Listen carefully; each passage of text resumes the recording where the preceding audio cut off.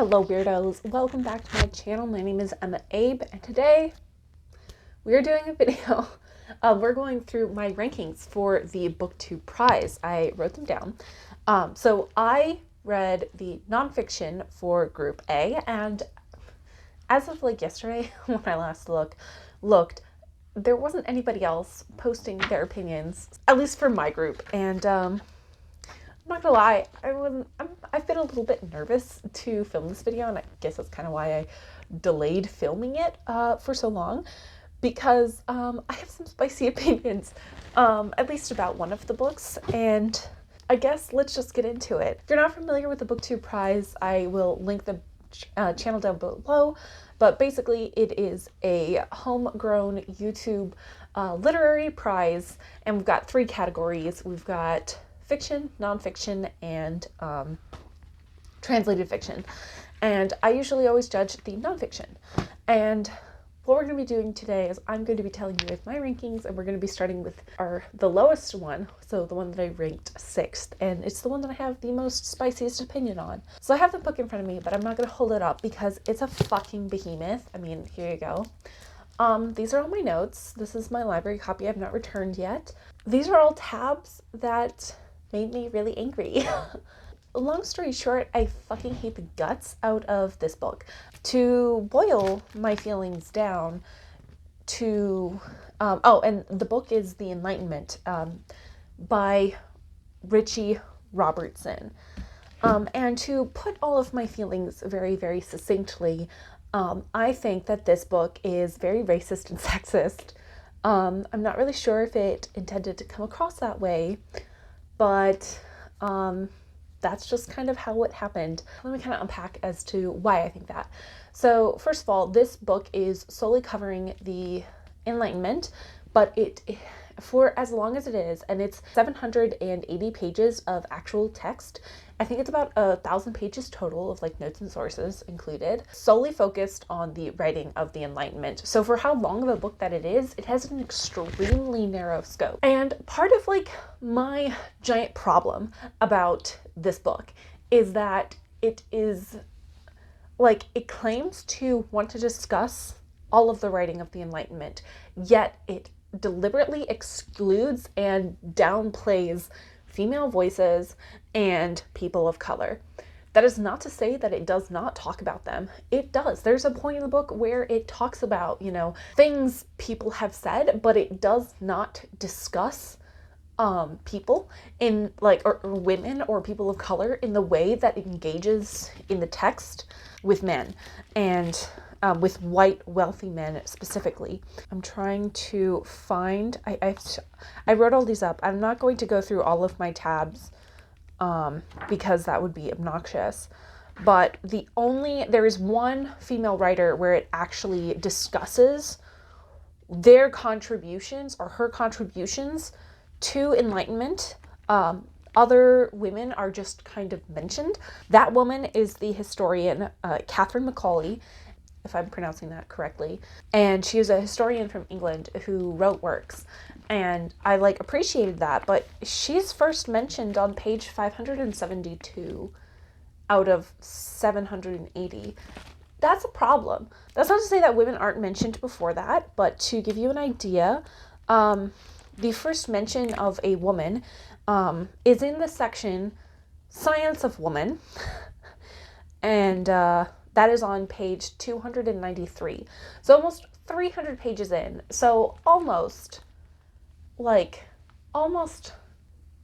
halfway through the book, a little bit less than halfway through the book, is when the first woman is mentioned, and it's in a section of women. And that's when I started tabbing, because I got really mad at the lack of diverse voices. And I just was sitting there and being like, there was no women writing about the Enlightenment and what was happening. And like, he mentions throughout the book like various important figures of history who were living at the time, like Marie Antoinette. And I'm like, did she have nothing to say about the Enlightenment? Why can't we talk about her contributions?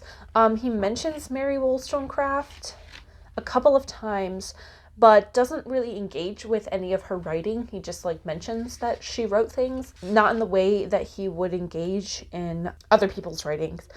Yeah, and on top of that, so he also downplays contributions women have done, and he does it multiple times throughout the entire books. He calls salons in France trivial, and he basically says that all of the salons in France did not contribute as much as this one dude's bi-weekly parties at his house. And I felt that was very personally insulting. I do not have the patience or time to go through all of these. He also repeatedly just completely ignores the fact that either people of color existed in England at the time, or he acknowledges that they do exist, but completely brushes them away. Like, we're not going to talk about these people. These people or they're slaves, or they're indentured servants, but they weren't writing. And I'm like, but then he like goes on to like give an example of somebody who like was an educated individual who was a person of color and just refuses to completely acknowledge that. He doesn't acknowledge or talk about people like questioning the Enlightenment, or people who are saying negative things about the Enlightenment, or how it is not. He never challenges the ideas of the Enlightenment and how they work, especially for people of color. And I flipped open and I was looking through the table of contents, and I saw the last section was on revolutions. He mentions in the subsections, he has the American Revolution and the French Revolution, which are causally tied. You know, you cannot have the French Revolution without the American Revolution. But then I was thinking, like, why didn't he talk about the Haitian Revolution? The Haitian Revolution is a perfect time to see kind of how the Enlightenment breaks down, and it doesn't work in all cases. And also to see how it affects different people in the world, instead of just keeping it focused to, like, England and, like, France and Germany. And he even goes so far to say is that this is a direct quote, some distinguished historians have argued that American and French revolutions need to be understood as linked similar events, which is true. Taken together, they form in the center of an age of democratic revolutions, along with the Patriot Revolution in the Netherlands, the United Irishmen's unsuccessful revolt against British rule, the revolt of ex-slaves in Haiti under Louverture, and the liberation movements in Spanish America. All these revolutions, it has been claimed to represent a translation into an act of Enlightenment radicalism. But yet he does not discuss any of those. He just discussed those two major ones. And I was always taught in school that there is a trio of revolutions. It is the American Revolution, and then follows the French Revolution, and then it's the Haitian Revolution. And those three are like a trilogy. Like, you cannot have the Haitian Revolution without the French Revolution and the American Revolution. You can't have the French Revolution without the American Revolution, right? Because they're all causally linked. And he just does not talk about it. And I was like, wow, way to cut out, like, a bunch, like a huge opportunity to talk about people of color. So I guess that's kind of summed up my thoughts. There's so much more, but we're already at 10 minutes raw footage, and I kind of want to move on to some of the other books. But then there's just flat out stuff that is just incorrect and racially, like, really, really wrong to say. Let me point out a few of them. And a lot of them, at least that I noticed, or at least for the racially motivated stuff about, like, cultures of color. So one of them is, he's talking about women, and he says that, and I quote, "In every country, women are kept in subjugation. At best, they're used as servants. In China, they have their feet bound, so they cannot leave the house." And he says also in Turkey, they are confined to harems, and in Italy, they have little more freedom. So the issue that I have with that statement is not necessarily that sexist things weren't happening, because they definitely were. Women in China did not have their feet bound so that they could stay in the house. That is not the motivation behind binding feet. So it's like you understand half of what's happening, but your deeper understanding of what is actually happening is not true. So that's just factually incorrect. This next one I brought up to my forensic anthropology professor, and she was pretty pissed. And it's talking about anthropology. I am studying anthropology. That is one of my majors. And so, like, I feel like I can speak about anthropology and, like, the definitional things in anthropology. So the exact quote is, "Present-day anthropology, based on continual discoveries in genetics, rejects race because interbreeding between human populations has always blurred the boundaries between ethnic groups." So that statement is half correct. Anthropologists do view race as stupid, to put it quite frankly. Basically, race does not exist on a biological level, but his explanation of the fact that there is interbreeding between ethnic groups is the reason as to why is not correct, because that implies that ethnic groups are racially distinct, and they're not. And then he goes on to actually get a fact correct about why anthropologists don't believe in race. But, like, it's like, dude, you're half right, but you're also wrong. I'm going to bring up a couple more examples about just the blatant racism that he spews. And I'm sure I did not catch everything, but I got to a point where I was hate reading this book. So he's talking about, like, I'll just read you the whole quote and you can understand the context.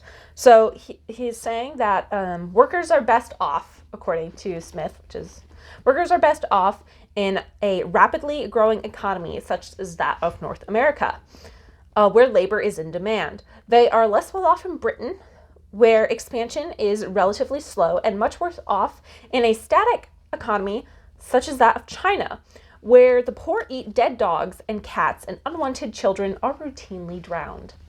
There's no citation. So this is we're routinely drowned. This is the end. There's no citation for this. I'm not going to say that, like, children were never murdered or cats and dogs were never eaten in China, but to bring it up in that context where you do not degrade it's just unnecessary, colorful commentary that I think speaks to the character of the writer, and it's not in a quote. He's not quoting anybody directly. He's summing up someone's ideas. And it was just things like that that just piled up throughout this entire book that really pissed me off. At some points, he talks about the great inventions of Europe, and he lists gunpowder as one of them. And I'm like, my dude, gunpowder was invented in China, like, hundreds of years before the Enlightenment ever happened. So, like, fuck off. Oh yeah. Okay, here, I found it. Okay. So he's talking about cosmopolitanism. This is the section in cosmopolitanism. He said, although it's noted that the Chinese had in the past made many technical advances, such as the art of printing, they no longer seemed to progress in the arts and sciences. Educated Chinese needed so long to study their language and learn thousands of characters that they had no time for further inquiries.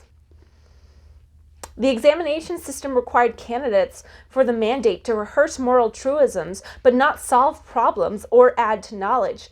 Even the teaching of Confucius, now available in Western languages, did not seem very startling. What is this Confucius, who is so talked of? If one compares him to Sidney or Montesquieu.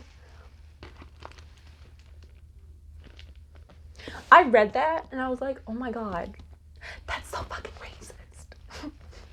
And just also so uninformed. Like, to imply that learning characters takes up so much time that you can't bother to learn anything else, because you have to be learning characters all the time. You can't be generating information if you have to, use a pictographic writing system. Is so stupid. Like, that is just factually incorrect. Because guess what? China's writing system has only become less complex.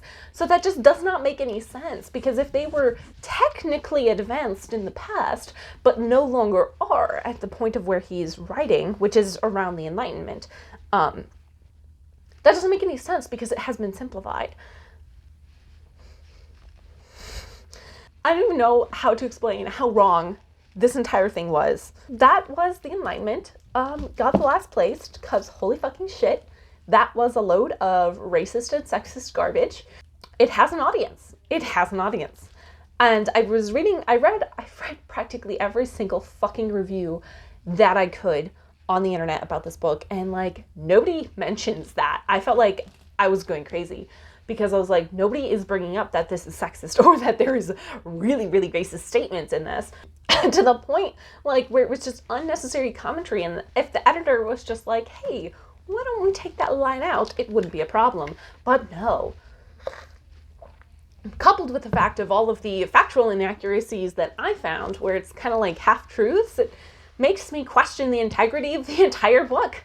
I'm like, if you cannot be bothered to figure out why anthropologists don't believe that race is a thing, where that is something that like a first-year anthropologist will learn. I literally learned that my first semester here at university, that like if you cannot be bothered to do that level of basic fact checking or like research, then how am I to believe any of the other statements or claims that you have made in this book? Those are just my feelings. I have much less spicy opinions on the rest of the books. So the one that I ranked 5th was On Animals. That's by Susan Arlene. And it is a collection of essays about animals. And my biggest problem with this book, and it's not that big of a problem, honestly, is that I felt like there was just no cohesion. I felt like these were just things that she found interesting, and I believe she was like a nature writer somewhere, or like she wrote for some publication for like more serialized articles. That kind of makes sense because it kind of feels like this is pulling together some of the stuff that she's written before in a book form. And the reason I just don't think that works is because there's just no through line between why we're talking about these different animals, other than she finds it interesting and it's an animal. And I'm like, okay, so there's like no themes. We're not talking about animals in captivity, or we're not specifically looking at endangered animals or anything like that. So it covers things from like captured zebras to like show dogs, and I was like, what? I liked some of the essays individually. I just think in summation, in total, it just doesn't really work. I don't necessarily think it's a bad book. Like the distance between the Enlightenment and this one is like, there's a very large distance. Like you would not be able to see it on screen. Like the Enlightenment would be at the floor, and like On Animals would be like so much better. That is my 5th pick. My 4th pick was actually Diary of a Young Naturalist, and this is by Dara McAulty. And I liked this book. I thought it was interesting. It is essentially a year of Dara's life, and you really get the sense of how passionate Dara is about animals and the environment, and because of just the way that he is able to talk about animals and his family. You can tell that him and his family are super close. I love that. I'm really close with my family. My family is like the most important thing to me. The issue that I had with this one is I just didn't understand why. Like that was my biggest piece. I was like, who are you? And why are we reading your diary entries? Like I didn't know anything about Dara McAulty, so then he would just talk about like going to conferences and dealing with his autism in conferences. And I'm like, great, like I really appreciate you talking about this and bringing up the autism, but like why are you at these conferences? Like I feel like that is a pretty big, important piece of information that we're not really ever given directly in the book. Like obviously, like I think like ran like a blog or something like that, but never throughout the book do I ever hear him writing his blogs or talking about like the advocacy that he does. And so when he would talk about like conferences and speaking things that he went on, I'm just like, why are you invited to this thing? Those pieces just did not click for me, and that's why I put it as number 4th. Because for the 4th and 3rd slot, it was like a toss up for me. But to me, that piece, like not knowing that, and it kind of like left it, like I could not push it up to the 3rd spot because of that. Like in my opinion, if you're going to write something, like a whole book, and especially a nonfiction book, like you shouldn't have the giant piece of why am I reading this memoir missing. The next book that I wound up ranking third is The Plague Year. This is by Lawrence Wright. This is talking about what the shit went down with COVID in America. And I thought it was very interesting. I'm gonna be honest, don't really remember that much of it. But I remember enjoying like reading it. I think maybe just because like that's happened so recently and like I'm not a child. Like I remember all of it pretty vividly. I remember when they like started wearing masks, what the government was saying when.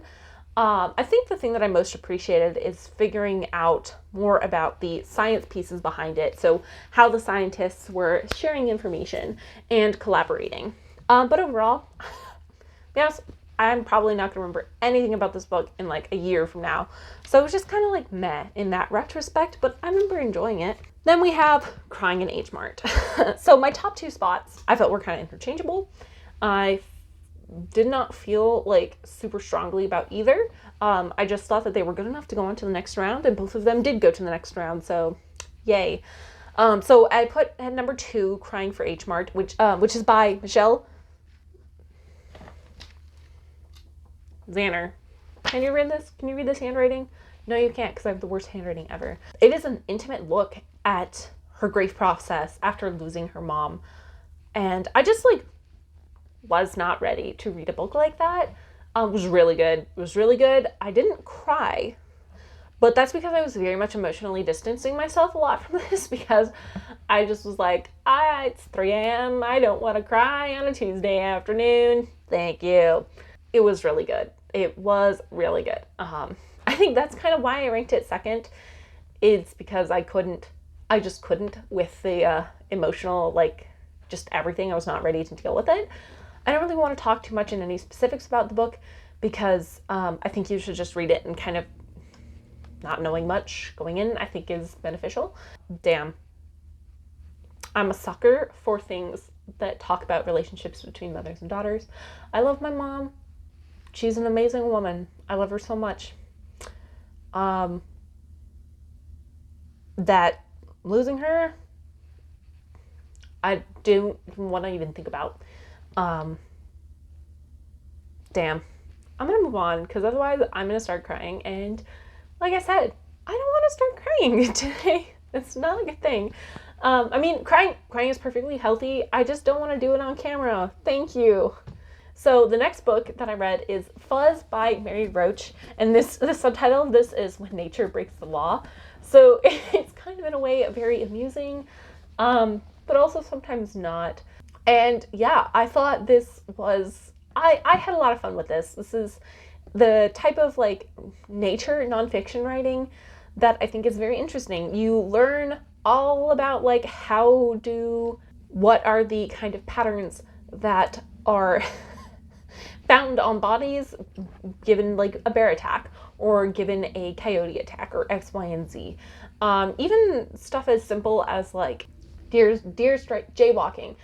I really liked the mixture of like science and true crime, and like nature and true crime. I thought it was very interesting, and I really, really liked it. Yeah, so there you go. There's my video. I know most of this video was just me shitting on the Enlightenment, the book, but you know what? Sometimes you just gotta flush things out of your system. And when I was reading the Enlightenment, I made sure everybody in my fucking life knew about it. I complained about it to everyone and anyone, because god damn it, was that some bad shit. And I'm very glad that it did not go on to the next round. So let me know your thoughts in the comments down below. Do you agree with me? Do you not? But please be respectful and be kind. All right. Have a lovely rest of your day. I will see you next week. Goodbye.